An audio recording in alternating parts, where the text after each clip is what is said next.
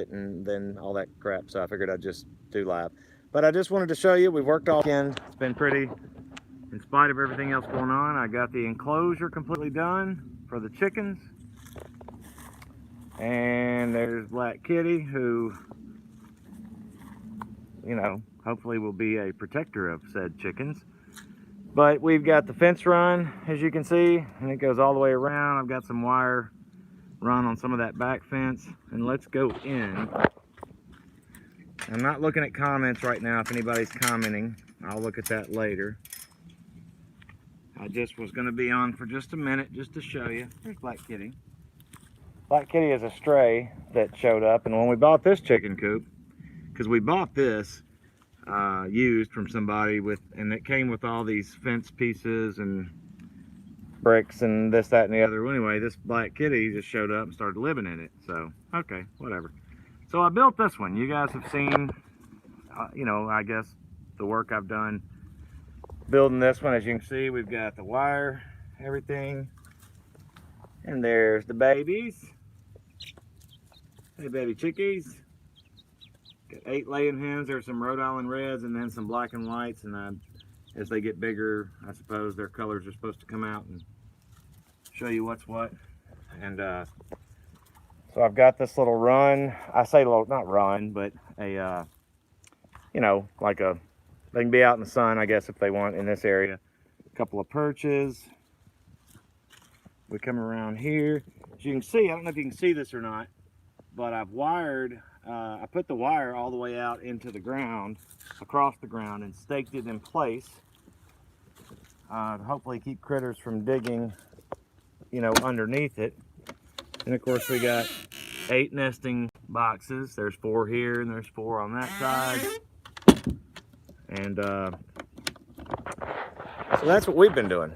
And during this quarantine, although I did have to go to work this morning, yes, on a Sunday, pull some parts for a mechanic that's working in the field, and because we're essential in the ag world. So but at any rate, is anybody here? Anybody at all?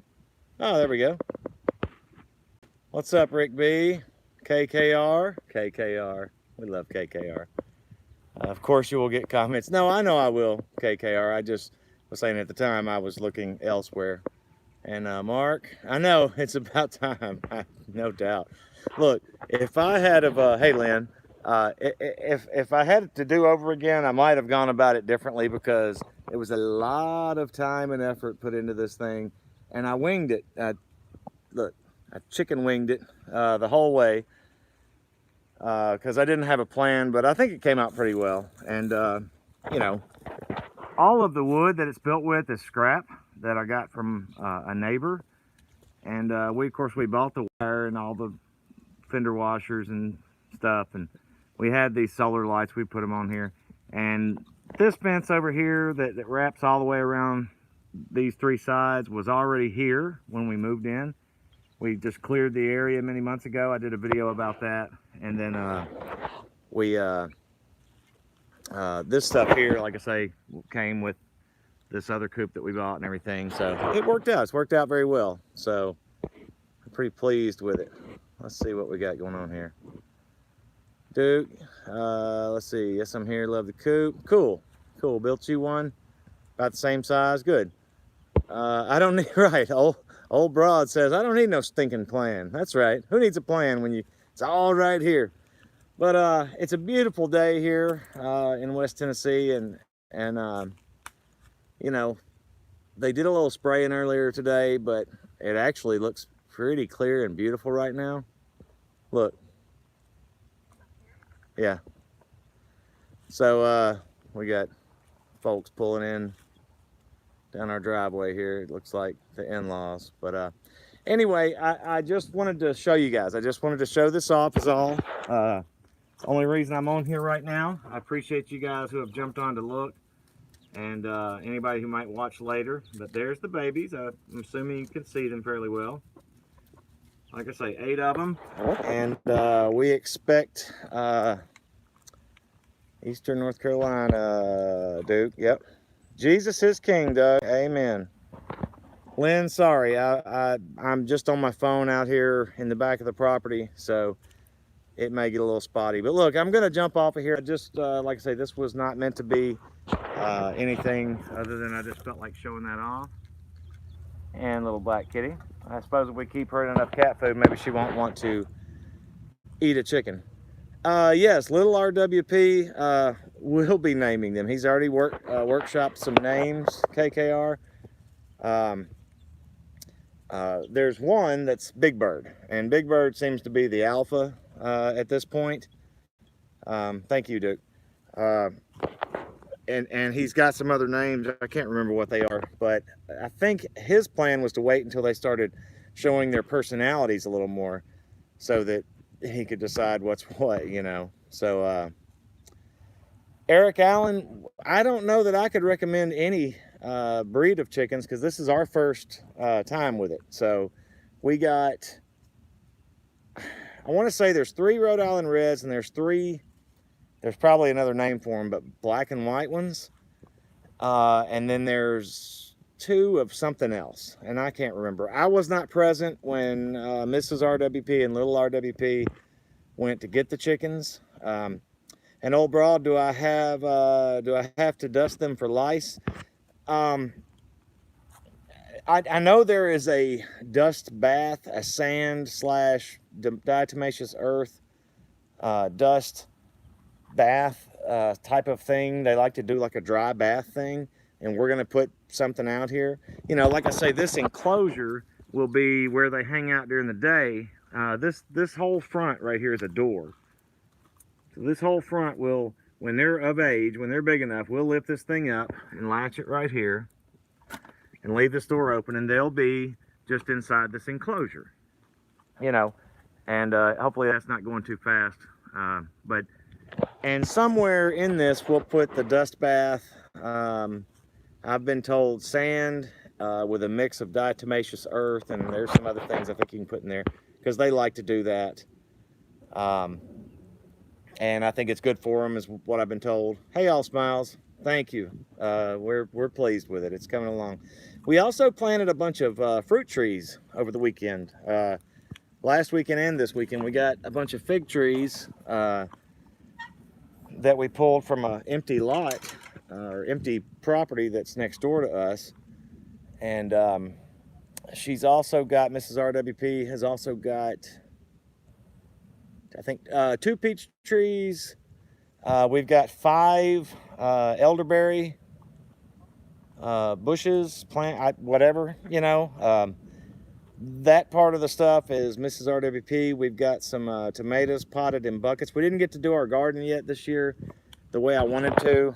Weather has been a factor, not to mention, you know, everything else that's going on, you know, in this modern day.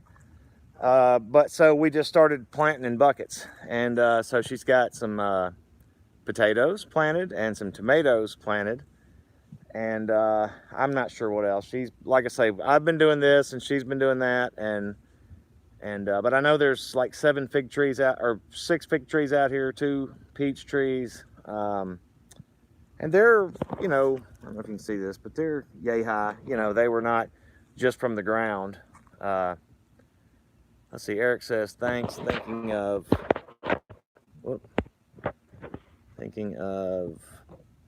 Australorps and Rhode Island Reds. Yeah, the Australorps, I'm not familiar specifically with that. That may be what these other 2 were. I really don't know. If I'm not mistaken, there's 3.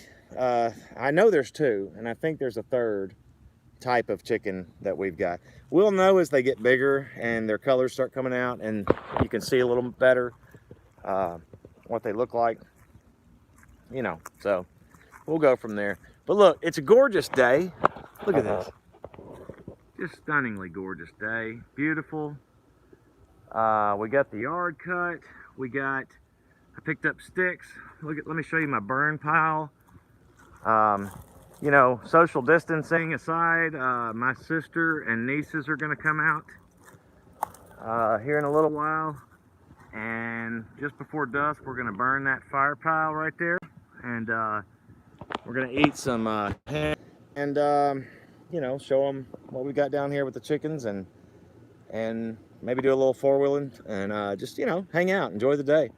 I still, thank God, get to go to work. You know, Mrs. RWP, she's a waitress, and so that's been, you know, we've taken a hit there because she's not, she actually was allowed to work. They're doing takeout, but, you know, you don't make tips doing takeout. She got 6.5 hours last week. So, you know, aside from her normal, I mean, she works part-time anyway, but it's about 25 hours or so that she normally works and gets tips. So, guard dog to keep the critters away. What's up, Chad Hobson? Good to see you. And Gadget Cat, guard dogs. No, I'm hoping that Black Kitty, who is a young kitty and again was a stray, a wild one that showed up around here and has warmed up to us and is very skittish of everything, including other animals. And I don't know if we're gonna have to play that by ear. I can tell you this, I've got that coop designed like Fort Knox, okay? Something's gonna have a hell of a time trying to get in there to get at the chickens. And what I have been told and the research I have done is that during the daytime, mostly predators outside of cats, you know, domestic cats, which again, this one was kind of feral, I guess. Most predators stay put in the daytime. They come out at night. So they'll be inside the enclosure, inside the run. I don't know if you can see it. They'll be inside the enclosure during the day, and then in the evening at dusk, they'll go back in and, you know, into the coop, which again is Fort Knox. Mrs. RWP called it, what'd she call it? Folsom Prison. So it's even painted in prison gray, she said. But running strong, Chad HVAC. Good, yeah, you definitely are essential. Let's see. Zombie Dumpster says sex link and buffs are good for eggs.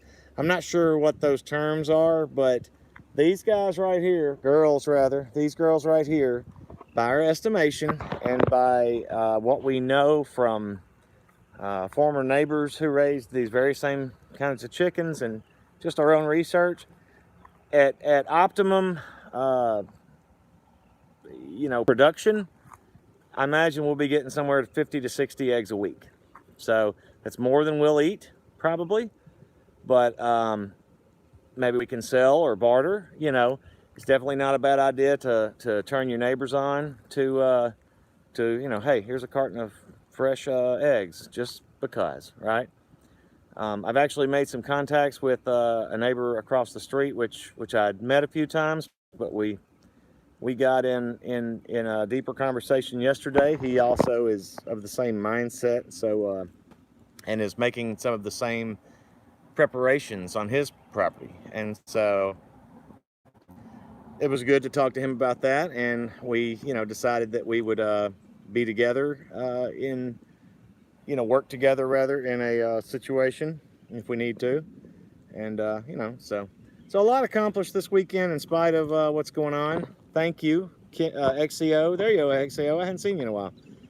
And but look, I'm gonna jump off here. Like I say, the in-laws just pulled up, and then my sister and nieces are gonna be here any minute. And I just wanted to show you guys the progress and where we're at with it. And thanks for coming live with me to do it.